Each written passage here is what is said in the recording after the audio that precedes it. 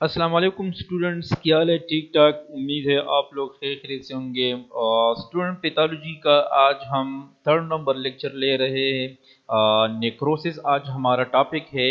कुछ स्टूडेंट्स ने पहले वाले वीडियोस पर कुछ कमेंट किया था कि सर ये कौन सा टॉपिक है, कौन से चैप्टर में इंक्लूडेड है, ठीक है ना। तो स्टूडेंट इस तरह करें कि आप अपने लिए कोर्स कंटेंट जो कि है वो देखिए, आपका जो कोर्स कंटेंट्स है, ठीक है, तो उसमें आपको पता चल जाएगा कि ये कौन से चैप्टर में है और कौन सा टॉपिक हम पढ़ाए, ठीक है ना। तो कोर्स कंटेंट जो कि है वो आप एक बार ज़रूर देख लीजिए, फिर आपको पता चल जाएगा, ठीक है। सो इंशाल्लाह हम एक लेक्चर भी नहीं छोड़ेंगे, सारे लेक्चर इंशाल्लाह मैं आपको पढ़ाऊंगा। कोई लेक्चर जो कि है ये नहीं रहेगा, बाकी नहीं रहेगा इंशाल्लाह, ठीक है। सो स्टूडेंट्स, आज हम पढ़ रहे हैं, आज का जो हमारा टॉपिक है ये है नेक्रोसिस। यानी नेक्रोसिस हमारा टॉपिक है। थोड़ा लेंथी टॉपिक है, इजी टॉपिक है, लेकिन थोड़ा लेंथी है। इसलिए ये एक लेक्चर में कंप्लीट नहीं होगा, तो इसको हम दो लेक्चर्स में कंप्लीट करेंगे। इस पर हम दो लेक्चर लेंगे, ठीक है, नेक्रोसिस पर हम। सो पैथोलॉजी में आज हमारा टॉपिक है नेक्रोसिस। चलो नेक्रोसिस की तरफ आते हैं कि इसमें क्या है। सो इस लेक्चर में हम पढ़ेंगे नेक्रोसिस की, हम डिफिनीशन पढ़ेंगे। थोड़ा आपको ये मतलब जहन में आप ये याद रखें कि इसके बारे में हम क्या क्या पढ़ेंगे। सो एक हम इसका पढ़ेंगे, डिफिनीशन हम पढ़ेंगे, डिफिनीशन। और इसके टाइप्स हम पढ़ेंगे। फिर इसके दो किस्म के टाइप्स होते हैं, बेसिक एंड स्पेशल टाइप्स होते हैं, और दोनों हम इंशाल्लाह फिर पढ़ेंगे, ठीक है। सो डिफिनीशन एंड टाइप्स हम नेक्रोसिस के पढ़ेंगे। सो फर्स्ट ऑफ ऑल देखते हैं, पहले स्लाइड की तरफ आते हैं कि पहले स्लाइड में क्या है। After death, the cell shows no changes initially, then within a few hours autolysis occurs and the cell shows morphological changes by which cell death can be recognized. अच्छा, क्या होता है कि बाज़ औक़ात इंजरी की वजह से, एबनॉर्मल स्टिमुलस की वजह से, या इंजरी की वजह से क्या होता है कि हमारे जो सेल्स होते हैं या टिश्यूज होते हैं उसकी डेथ अकर होती है, यानी डेथ वाक़या हो जाती है, सेल डेथ जिसको कहते हैं, ठीक है ना। सो क्या होता है आफ्टर डेथ द सेल, यानी जब सेल डेथ वाक़या हो जाती है तो इसके बाद क्या होता है, cell shows no change initially मतलब स्टार्ट में, यानी इब्तिदाई वक्त में, शुरू में क्या होता है कि सेल में कोई चेंजेस नहीं आता है। Then within a few hours, लेकिन कुछ वक्त के बाद, कुछ घंटों बाद, कुछ हावर्स बाद क्या होता है, ऑटोलाइसिस अकर्स, ऑटोलाइसिस वाक़या हो जाता है and the cell shows morphological changes, और फिर इसके बाद सेल में कुछ चेंजेस शुरू हो जाना होना शुरू हो जाते हैं, by which cell death can be recognize, और उन चेंजेस से फिर हम सेल डेथ को रिकॉग्नाइज कर सकते हैं, मतलब हमें पता चल जाता है कि सेल डेथ जो कि है ये अकर हुआ है, ठीक है ना।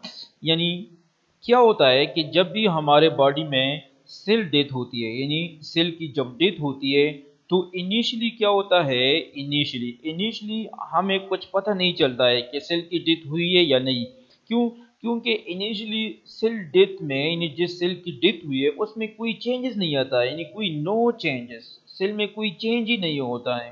लेकिन फिर क्या होता है, then within a few hours, यानी जब कुछ टाइम गुजर जाता है तो फिर क्या होता है, एक प्रोसेस होता है जिसको कहते हैं ऑटोलाइसिस या हेट्रोलाइसिस भी है, ठीक है ना। दो किस्म के प्रोसेस होते हैं, ऑटोलाइसिस भी है और हेट्रोलाइसिस भी है। तो ये ऑटोलाइसिस या हेट्रोलाइसिस वाक़या हो जाती है, यानी सेल डेथ के कुछ घंटों बाद, स्टार्ट में नहीं होता है, डायरेक्ट नहीं होता है, सडनली नहीं होता है कि सेल डेथ होता है और चेंजेस जो कि है ये आएंगे, नहीं। पहले इब्तदाई वक़्त में कोई चेंज नहीं होता है, ठीक है ना। फिर कुछ घंटों बाद ये एक प्रोसेस होता है जिसको कहते हैं ऑटोलाइसिस, या एक दूसरा प्रोसेस भी है, यहाँ पर मैंने नहीं लिखा है, लेकिन एक दूसरा प्रोसेस है जिसको हेट्रोलाइसिस कहते हैं। तो हेट्रोलाइसिस या ऑटोलाइसिस वाक़या हो जाती है, और इसकी वजह से क्या हो जाता है, जब ये प्रोसेस हो जाता है and the cell shows morphological changes, तो फिर इस प्रोसेस की वजह से, यानी ऑटोलाइसिस की वजह से जो सेल में डेथ अकर हुआ है, जिस सेल में डेथ अकर हुआ है उस सेल में कुछ चेंजेस नजर आ जाते हैं, कुछ चेंजेस नजर आ जाते हैं, ठीक है ना। और इन चेंजेस से हमें पता चल जाता है कि सेल डेथ जो कि है ये वाकया हुआ है, by which the cell death can be recognized. फिर हम सेल डेथ की पहचान कर सकते हैं इन चेंजेस से, ठीक है। मतलब ये कि सेल डेथ जब अकर होता है तो हमें भी पता मतलब ज़रूरी है कि हमें भी पता चल सके कि इस सेल में डेथ हुआ है, ठीक है ना, क्योंकि फिर इसकी टाइम पर ट्रीटमेंट हो सके, जो भी ट्रीटमेंट हो, मतलब सर्जरी के थ्रू हो, कुछ कोई भी ट्रीटमेंट हो, मतलब इसकी रिमूवल हो, कोई भी हो, मतलब ताकि टाइम पर इसकी ट्रीटमेंट किया जा सके। तो सेल डेथ के लिए ज़रूरी है कि हम इसको किस तरह रिकग्नाइज करें, हम इसको किस तरह पहचानें। तो इब्तदाई वक्तों में हम सेल की जो डेथ है वो हम रिकग्नाइज नहीं कर सकते, क्योंकि इब्तदाई वक्तों में देयर इज़ नो चेंज, कोई चेंज ही नहीं होता है सेल में। लेकिन कुछ वक्त के बाद इसके अंदर एक प्रोसेस होता है जिसको कहते हैं ऑटोलाइसिस, और इसकी वजह से फिर जिस सेल में डेथ हुआ है उसमें कुछ चेंजेस आ जाते हैं, और उस चेंजेस की वजह से फिर हम उस जो सेल डेथ हुआ है या जो सेल डेथ हुआ है उसको हम फिर रिकॉग्नाइज कर सकते हैं, ठीक है ना। मतलब ये कि ये जो पैराग्राफ था ये कोई नेक्रोसिस का डिफिनेशन नहीं था। अब ये थोड़ा सा कंसेप्ट था कि नेक्रोसिस के लिए मैं आप लोगों का कंसेप्ट बना रहा था, ठीक है ना। ये जो पैराग्राफ है, ये जो पूरा पैराग्राफ जो हमने पढ़ा, इसमें मेन जो जिक्र हुआ है वो सेल डेथ का जिक्र हुआ है, ठीक है ना। कि सेल डेथ क्यों होता है ये अलग एक टॉपिक है, ठीक है ना, लेकिन शॉर्टकट में आप इस तरह जहन में याद रखें कि जब कोई इंजरी होती है, कोई एबनॉर्मल स्टिमुलस आ जाता है सेल पर या टिश्यूज पर, तो उसकी वजह से सेल की डेथ होती है या टिश्यूज की डेथ होती है, ठीक है ना। तो फिर क्या हो जाता है कि जो सेल डेथ हुआ है उसको हमें रिकॉग्नाइज करना पड़ता है, क्योंकि टाइम पर उसकी ट्रीटमेंट या उसकी सर्जिकल उसकी रिमूवल हम कर सकें, क्योंकि ये फिर अगर ये बॉडी में रहे तो फिर ये और नुकसान पैदा करेगा हमारे बॉडी में।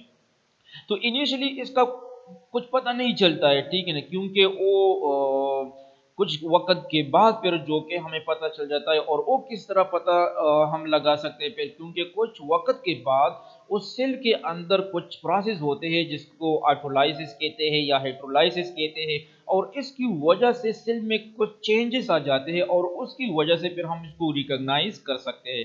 तो ये जो पैराग्राफ था ये सेल डेथ के हवाले से था, और सेल डेथ के बाद सेल के अंदर जो चेंजेस आते हैं ये दो चीजें हमने जिक्र किए यहाँ पर। अगेन आई रिपीट, इस पैराग्राफ में हमने कोई नेक्रोसिस नहीं पढ़ा है, ठीक है ना।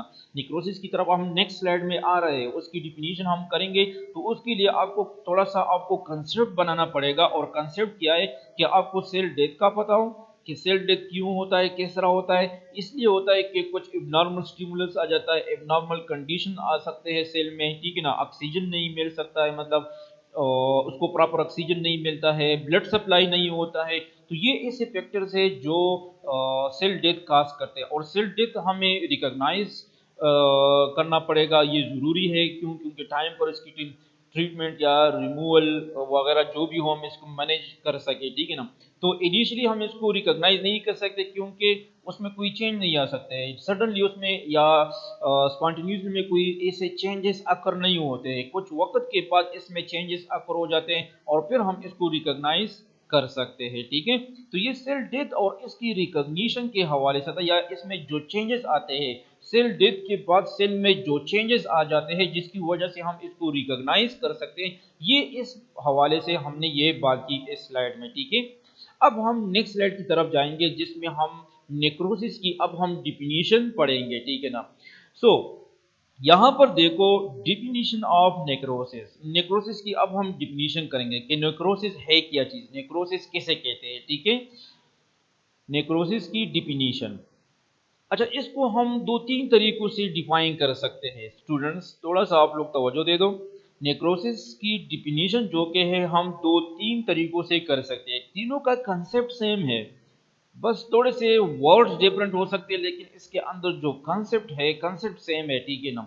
अच्छा किस तरह हम इसको डिफाइन कर सकते हैं, चलो इसकी डिफिनीशन की तरफ आते हैं। First definition, necrosis refers to a sequence of morphological changes that follow cell death and living tissues. Necrosis क्या है? नेक्रोसिस असल में एक सीक्वेंस है मॉर्फोलॉजिकल चेंजेस का, एक सीक्वेंस है, ठीक है ना। नेक्रोसिस जो कि है ये एक सीक्वेंस है मॉर्फोलॉजिकल चेंजेस का। देखो, it is a sequence of morphological changes जो ज़ाहिरी तौर पर सेल में जो चेंजेस आ जाते हैं, ठीक है ना, यानी उसका एक सीक्वेंस है। Death follow cell death and living tissue, जो एक सेल या एक डेथ सेल में जो अकर होते हैं, ठीक है ना, यानी एक सेल डेथ में या डेथ सेल में जो सेल की डेथ हुई है उस सेल के अंदर जो मॉर्फोलॉजिकल चेंजेस आ जाते हैं, तो ये जो मॉर्फोलॉजिकल चेंजेस का जो सीक्वेंस है इसको कहते हैं नेक्रोसिस। ये इसका बहुत इजी डिफिनीशन है, ठीक है ना। Again I repeat, necrosis refers to a sequence of morphological changes that follow cell death in living tissues। एक लिविंग टिश्यूज के अंदर जो डेथ सेल है उसमें जो मॉर्फोलॉजिकल चेंजेस आकर होते हैं, तो इस मॉर्फोलॉजिकल चेंजेस का जो सीक्वेंस है इसको कहते हैं नेक्रोसिस। इन नेक्रोसिस शॉर्टकट हम कैसे कहते हैं कि जो सेल डेथ हुआ है और सेल डेथ के बाद उसमें जो चेंजेस आ जाते हैं, दिस इज कॉल्ड नेक्रोसिस, यानी उस चेंजेस को नेक्रोसिस कहते हैं, ठीक है ना। याद रखिए कि नेक्रोसिस उस चेंजेस को कहते हैं, चेंजेस को। अच्छा, ये तो बहुत इजी डिफिनीशन था। चलो दूसरी डिफिनीशन की तरफ आते हैं कि दूसरी डिफिनीशन में क्या है। The morphological changes caused by the progressive degradative action of enzymes on dead cell is called necrosis। अब इस दूसरे डिफिनीशन में वही पहले वाले डिफिनीशन का कंसेप्ट है जो हमने पहले डिफिनीशन में किया, ठीक है ना, कि जो डेथ सेल में जो चेंजेस आ जाता है इसको नेक्रोसिस कहते हैं। अब यहाँ पर थोड़ा हमने ये जो चेंजेस का वर्ड है इसको थोड़ा हमने यहाँ पर एक्सप्लेन किया है। शॉर्टकट हमने इस डिफिनीशन में उस चेंज का वर्ड थोड़ा हमने यहाँ पर एक्सप्लेन किया है, और किस तरह कि ये चेंजेस क्यों अकर होता है, क्योंकि जो सेल की डेथ अकर होती है तो उस डेथ सेल पर हमारे बॉडी के अंदर कुछ इस तरह के प्रोटियोलिटिक या सॉरी जो कुछ हाइड्रोलिटिक एंजाइम्स है या कुछ ऐसे एंजाइम्स है जो उस सेल की जो उस सेल पर एक्शन करते हैं, ठीक है ना। तो जब वो एंजाइम्स इस डेथ सेल पर एक्शन करते हैं तो उस एंजाइम की एक्शन की वजह से सेल के अंदर चेंजेस जो है वो स्टार्ट हो जाते हैं या चेंजेस अपीयर हो जाएंगे, ठीक है ना। तो उस चेंजेस को कहते हैं नेक्रोसिस, यानी वही पहला वाला डिफिनेशन है। थोड़ा सा चेंजेस जो आ जाती है डेथ सेल में, ये थोड़ा यहाँ पर एक्सप्लेन हुआ। और किस तरह आप देखो आप लोग, द मॉर्फोलॉजिकल चेंजेस यानी जो मॉर्फोलॉजिकल चेंजेस है काज्ड जो अकर होते हैं किस वजह से, by the progressive degradative action. Degradative का क्या मतलब है, प्रोग्रेसिव डिग्रेडेटिव का क्या मतलब है। प्रोग्रेसिव तो इजी वर्ड है, यानी प्रोग्रेशन की तरफ आगे बढ़ना, आगे जाना, ठीक है ना। डिग्रेडेटिव एक्शन, डिग्रेडेटिव किसे कहते हैं, डिस्ट्रक्टिव जो एक्शन होता है। डिग्रेडेशन का मतलब है डिस्ट्रक्शन, ठीक है ना। यानी progressive degradative action of enzymes, यानी जो हमारे बॉडी के अंदर जो एंजाइम्स है और उस एंजाइम्स का जो डिस्ट्रक्टिव एक्शन होता है और उस एक्शन की वजह से जो चेंजेस आ जाती है एक डेथ सेल में, this is called necrosis. The morphological changes caused by the progressive degradative action of enzymes on dead cells in dead cells पर, तो इसको कहते हैं नेक्रोसिस। अगेन आई रिपीट, ये दूसरे डिफिनीशन में फिर रिपीट करता हूँ, ठीक है, थोड़ा सा तवज्जो दे दो। The morphological changes caused by the progressive degradative action of enzymes on dead cell is called necrosis। यानी इसको अगर हम शॉर्टकट एक्सप्लेन करना चाहें तो किस तरह एक्सप्लेन करेंगे कि जो डेड सेल्स है, यानी जिस सेल की डेथ हुई है, यानी जो डेड सेल्स है, इन डेड सेल्स पर एंजाइम का जो डिस्ट्रक्टिव एक्शन होता है और उसकी वजह से जो चेंजेस अकर होती है, तो इसको कहते हैं नेक्रोसिस, यानी इसको नेक्रोसिस कहते हैं। तो ये दूसरा डिफिनीशन हो गया, ठीक है। अब तीसरा डिफिनीशन हम देखते हैं कि इसमें क्या कहता है, ठीक है ना। तीसरा डिफिनीशन भी सेम है, यानी यही दो कॉन्सेप्ट है तीसरे डिफिनीशन में भी, ठीक है। अच्छा, इसको एक बार रीड करते हैं कि इसमें क्या कहते हैं। Necrosis is the sum of intracellular degradative reactions occurring after the death of individual cell within a living organism। यानी एक लिविंग ऑर्गेनिज्म के अंदर जो इंडिविजुअल सेल या जो सेल की डेथ हुई है और आफ्टर द डेथ यानी डेथ के बाद उसके अंदर जो इंट्रासेल्युलर डिग्रेडेशन जो अकर होता है एंजाइम्स की वजह से, यानी इंट्रासेलुलर सेल के अंदर उसकी जो डिग्रेडेशन होती है, जो डिस्ट्रक्शन होती है, जो डिग्रेडेटिव रिएक्शंस होती है, जो डिस्ट्रक्टिव रिएक्शंस होती है, तो उसके सम को यानी उसको क्या कहते हैं, इसको कहते हैं नेक्रोसिस। यानी सेल डेथ प्लस जो चेंजेस अकर होती है, जो डिग्रेडेटिव रिएक्शंस है, इन दोनों के सम को क्या कहते हैं, नेक्रोसिस कहते हैं। ठीक है, तो ये तीन, यानी यहां पर मैंने शॉर्टकट भी लिखा है, necrosis is called cell death, यानी पहले सेल डेथ अकर हो जाएगा, ठीक है ना, प्लस मॉर्फोलॉजिकल चेंजेस, यानी सेल डेथ के बाद जो चेंजेस अकर हो जाती है तो इसको कहते हैं नेक्रोसिस, इसको कहते हैं। ठीक है, सो अगेन आई रिपीट, ये तीनों डिफिनेशन में पैर जो के है रिपीट करता हूं, ठीक है ना। अच्छा देखो, definition of necrosis. Necrosis refers to a sequence of morphological changes that follow cell death and living tissues. यानी एक सेल डेथ या डेड सेल में जो मॉर्फोलॉजिकल चेंजेस अकर हो जाते हैं इसको नेक्रोसिस कहते हैं। या इसका दूसरा डिफिनेशन क्या हो सकता है, the morphological changes caused by the progressive degradative action of enzymes on dead cells, यानी डेड सेल्स पर एंजाइम्स का जो डिस्ट्रक्टिव एक्शन होता है और उसकी वजह से जो चेंजेस अकर होती है सेल के अंदर, डेड सेल के अंदर, इसको कहते हैं नेक्रोसिस। तीसरा definition, necrosis is the sum, necrosis जो कि है ये किस चीज का sum, of intracellular degradative reaction occurring after the death of individual cell within a living organism. यानी नेक्रोसिस जो कि ये सम है, किस चीज का सम है, यानी जो डिग्रेडेटिव रिएक्शंस हैं और जो सेल डेथ, यानी सेल डेथ के बाद जो डिग्रेडेटिव रिएक्शंस अकर होते हैं तो इसको कहते हैं नेक्रोसिस। ये necrosis is called cell death plus morphological changes. तो ये स्टूडेंट्स हो गया नेक्रोसिस का डिफिनीशन, बहुत इजी डिफिनीशन है।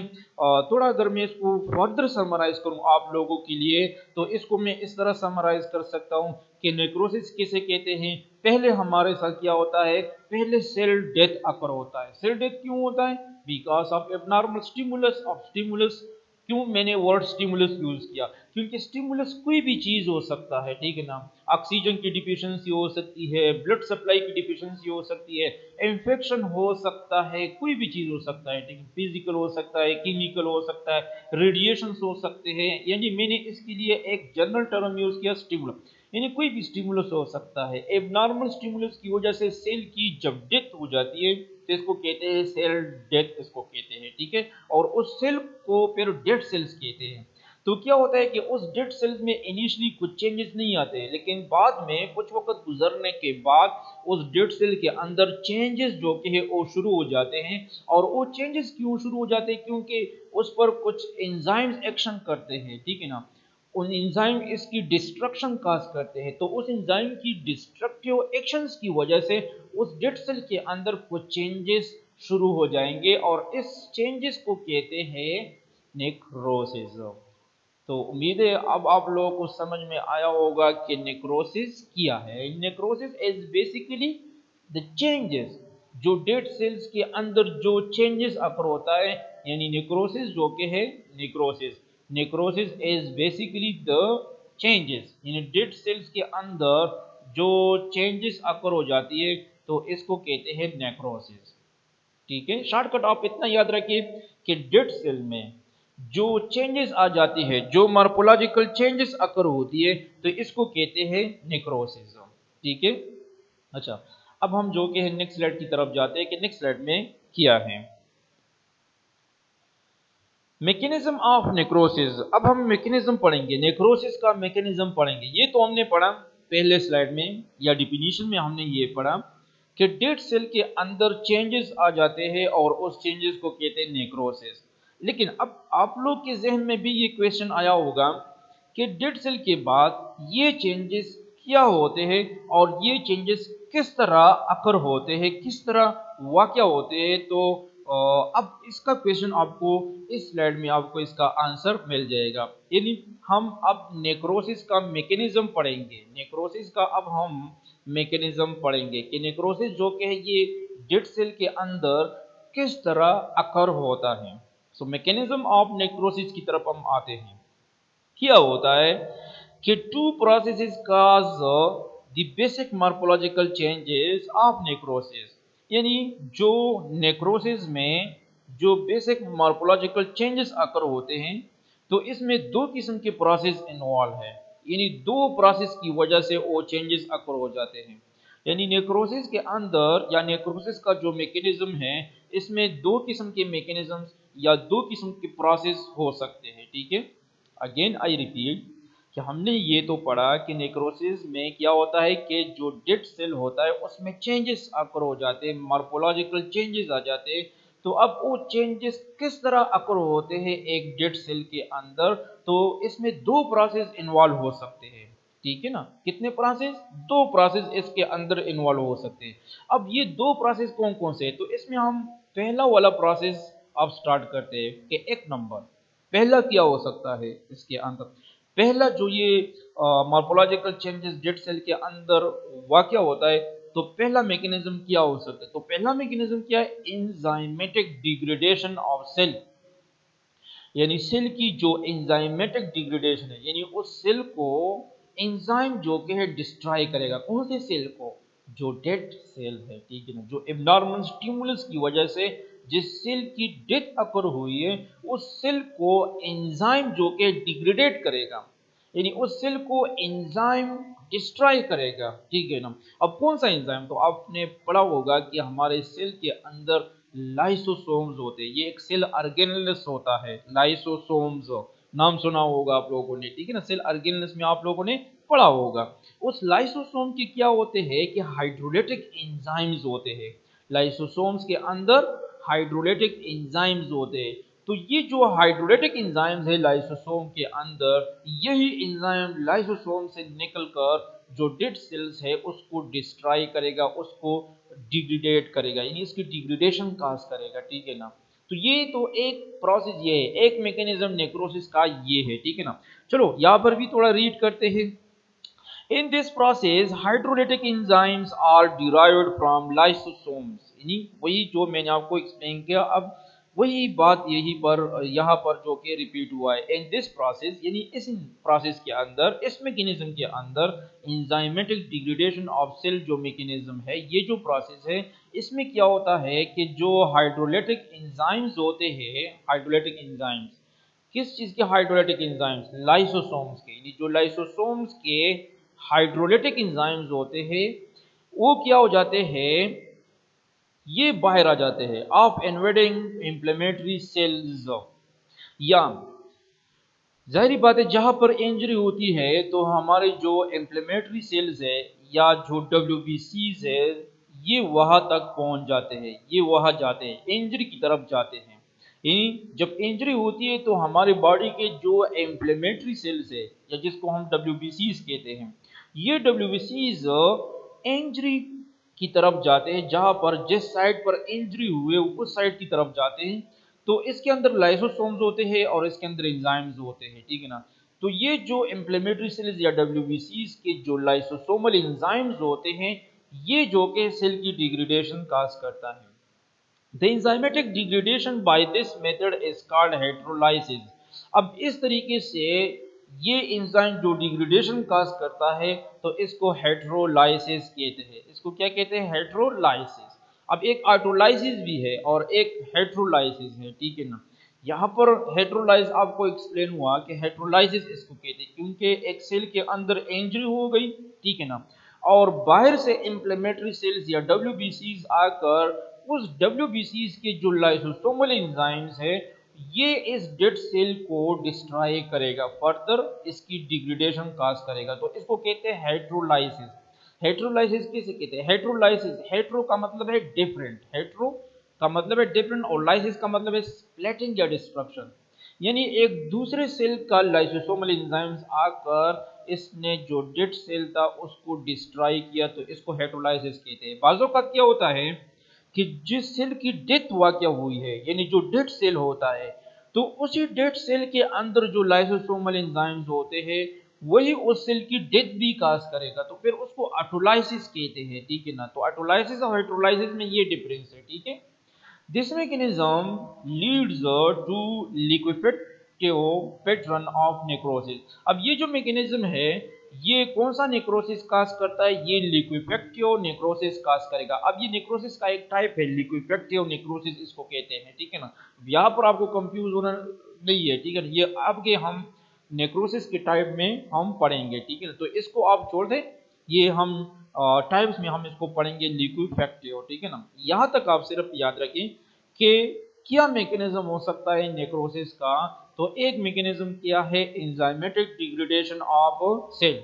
क्या होता है कि जो सेल की डेथ हुई है, यानी जो डेड सेल होता है उसमें इम्प्लीमेंट्री सेल्स आ जाएंगे बाहर से, यानी जो हमारे WBCs है वो आ जाएंगे, और उस WBCs के अंदर जो लाइसोसोम्स होते हैं उस लाइसोसोम्स के जो एंजाइम्स है ये इस डेड सेल की डिग्रेडेशन काज करेगा, और इसको कहते हैं हेटेरोलाइसिस। ये भी मैंने आपको एक्सप्लेन किया कि हेटेरोलाइसिस को क्यों कहते हैं, ठीक है।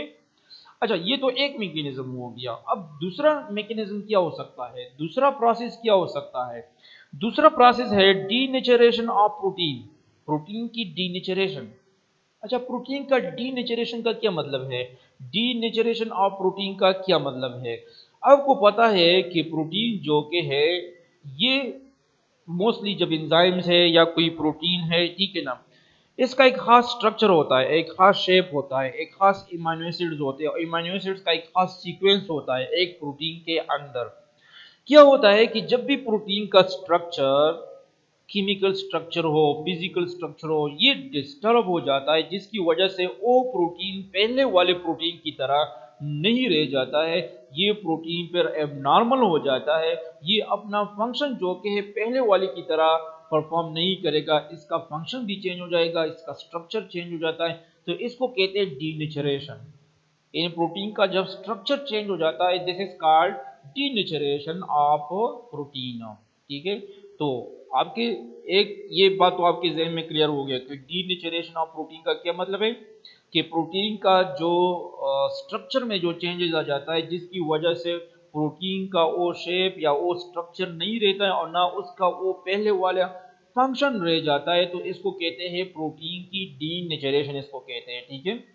अच्छा, नेक्रोसिस में एक तो एंजाइमेटिक डिग्रेडेशन इन्वॉल्व है, दूसरा ये प्रोसेस इन्वॉल्व है, यानी प्रोटीन की डीनेचरेशन इसमें इन्वॉल्व होता है। तो इसको पढ़ते हैं किसमें, this mechanism leads to coagulative pattern of necrosis. ये जो मैकेनिज्म है इसकी वजह से कोगुलेटिव नेक्रोसिस होती है। अब ये क्या चीज है, तो आपके जहन में ये क्वेश्चन आ जाएगा कि ये क्या चीज है, ठीक है ना। सो कोगुलेटिव नेक्रोसिस का यहाँ पर मैंने क्वेश्चन मार्क लगाया। अब आपको ये चीज एक्सप्लेन करना होगा, तो इसके लिए आपको यहाँ पर टेंशन लेने की जरूरत नहीं है।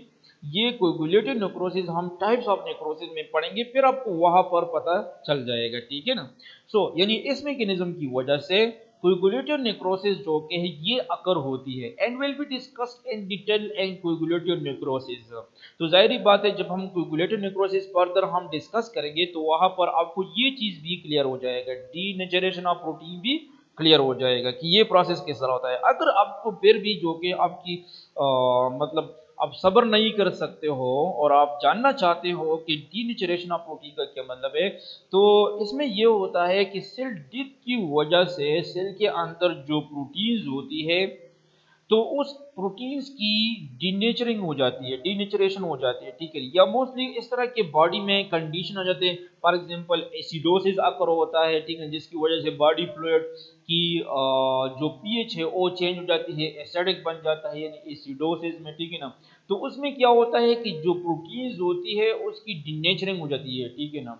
और वो प्रोटीन जो के है उसकी डीनेचरिंग के बाद वो प्रोटीन जो के है एक किस्म का प्रोटीन की डिस्ट्रक्शन होती है, और वो प्रोटीन सेल के अंदर जमा होना शुरू हो जाता है, यानी सेल के अंदर जमा हो जाता है, ठीक है ना। तो ये भी एक सेल डेथ का एक मतलब एक प्रोसेस है जो सेल डेथ के बाद वाकया हो जाता है कि सेल के अंदर जो प्रोटीन होती है तो उसकी डिनेचरिंग होती है, जिसकी वजह से वो प्रोटीन खत्म हो जाते हैं और वो सेल के अंदर जमा हो जाते हैं, जो फर्दर जो के है नेक्रोसिस को रिकॉग्नाइज कर सकते हैं इस चीज के जरिए से भी, ठीक है ना। प्रोटीन की डीनेचरिंग से भी जो के है क्या हो जाता है, नेक्रोसिस जो कि है ये यानी चेंजेस जो कि है ये अकर हो सकते हैं, एक तो इंजाइमेटिक डिग्रेडेशन और एक प्रोटीन की डीनेचरिंग से भी। और ये आगे हम कोएगुलेटिव नेक्रोसिस में हम इसका फर्दर डिटेल में जिक्र करेंगे, ठीक है।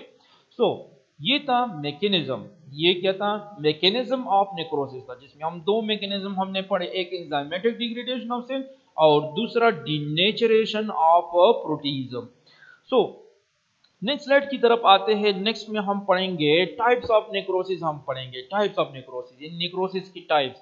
अभी तक हमने क्या क्या पढ़ा है, अभी तक हमने जो कि है नेक्रोसिस की हमने डिफिनीशन पढ़ी, दूसरा जो कि हमने नेक्रोसिस का मैकेनिज्म पढ़ा, मैकेनिज्म्स इन्वॉल्वड इन नेक्रोसिस, जिसमें दो किस्म के मैकेनिज्म आ गए, एक एंजाइमेटिक डिग्रेडेशन और दूसरा प्रोटीन डिनेचरेशन, ठीक है ना। अब तक हम आएंगे नेक्रोसिस की टाइप्स की तरफ हम आएंगे, ठीक है ना। सो नेक्रोसिस कितने कितने टाइप्स हैं, याद रखें कि नेक्रोसिस के जो के है, नेक्रोसिस के जो टाइप्स है तो इसके दो टाइप्स है, there are two types of necrosis. Necrosis के दो टाइप्स है। ए नंबर, एक इसको कहते हैं बेसिक नेक्रोस, बेसिक टाइप या बेसिक नेक्रोसिस जिसको कहते हैं, ठीक है ना। और इसका जो दूसरा टाइप है वो है स्पेशल नेक्रोसिस या स्पेशल टाइप्स है। दूसरा इसका क्या है, special types. Again I repeat, necrosis के टाइप्स दो किस्म के नेक्रोसिस है। हमारे बॉडी में जो नेक्रोसिस अकर होता है ये दो किस्म का है, एक जो कि है बेसिक नेक्रोसिस है या इसके बेसिक टाइप्स है, और दूसरा स्पेशल नेक्रोसिस या इसके स्पेशल टाइप्स है, ठीक है ना। पहला वाला जो है जिसको बेसिक टाइप्स या बेसिक नेक्रोसिस कहते हैं, तो ये फर्दर इसके तीन टाइप्स है, यानी बेसिक नेक्रोसिस के फर्दर थ्री टाइप्स है, बेसिक नेक्रोसिस के फर्दर थ्री टाइप्स है। एक जो कि है, एक को कहते हैं कोएगुलेटिव नेक्रोसिस, यानी एक हमारे साथ है कोएगुलेटिव नेक्रोसिस। अब ये क्या है कोएगुलेटिव नेक्रोसिस, इसमें किया हुआ क्या होता है, ठीक है ना, ये आगे हम पढ़ेंगे, ठीक है, इसको हर एक को हम डिटेल में पढ़ेंगे। इसका जो दूसरा टाइप है इसको कहते हैं लिक्विफेक्टिव नेक्रोसिस, इसको कहते हैं। और बेसिक में जो तीसरा टाइप्स है इसको कहते हैं केसियस नेक्रोसिस, इसको कहते हैं, ठीक है। तो बेसिक टाइप्स में फर्दर तीन टाइप्स है, कोएगुलेटिव, लिक्विफेक्टिव एंड केसियस नेक्रोसिस, और ये तीनों आगे हम डिटेल में पढ़ेंगे, एक एक को हम पढ़ेंगे। दूसरा जो नेक्रोसिस के टाइप में आता है वो है स्पेशल नेक्रोसिस या इसके स्पेशल टाइप्स है, और स्पेशल की भी फर्दर थ्री टाइप्स है, ठीक है ना। एक को कहते हैं फैट नेक्रोसिस, और दूसरे को फेब्रिनाइट नेक्रोसिस कहते हैं, और तीसरे को गैंग्रीनस नेक्रोसिस कहते हैं, ठीक है। यानी बेसिकली हम इस तरह भी कह सकते हैं कि नेक्रोसिस के टोटल टाइप्स कितने बन जाते हैं, 6 टाइप बन जाते हैं। अगर आप ये देखें तो टोटल जो कि इसके 6 टाइप्स बन जाते हैं, एक कोएगुलेटिव, दूसरा लिक्विफेक्टिव, तीसरा caseous necrosis, fourth fat necrosis, fifth fibrinoid necrosis, six gangrenous necrosis. लेकिन इसमें जो पहले तीन हैं कोएगुलेटिव, लिक्विफेक्टिव और केशियस नेक्रोसिस, इसको इसको बेसिक नेक्रोसिस कहते हैं, या ये नेक्रोसिस के बेसिक टाइप्स है, ठीक है ना। और जो बाकी तीन है fat necrosis, fibrinoid necrosis and gangrenous necrosis, तो इसको नेक्रोसिस के स्पेशल टाइप्स इसको कहते हैं, या ये स्पेशल नेक्रोसिस के टाइप्स है, ठीक है। सो अब हम एक एक टाइप को डिटेल में पढ़ेंगे। पहले हम बेसिक टाइप्स को हम पढ़ेंगे, और बेसिक टाइप्स में हम कोएगुलेटिव, लिक्विफेक्टिव और केशियस नेक्रोसिस तीनों को हम सेपरेटली डिटेल में हम पढ़ेंगे, ठीक है ना। और फिर ये जब खत्म हो जाए तो फिर हम स्पेशल टाइप्स हम पढ़ेंगे, ठीक है। तो इंशाल्लाह आज के लिए ये काफ़ी है। नेक्स्ट लेक्चर में हम बेसिक टाइप्स में पहला नंबर जो कोएगुलेटिव नेक्रोसिस है ये हम इंशाल्लाह फिर स्टार्ट करेंगे, इसी से हम स्टार्ट करेंगे, ठीक है। सो आज के लिए ये काफ़ी है। Thank you students, thank you so much.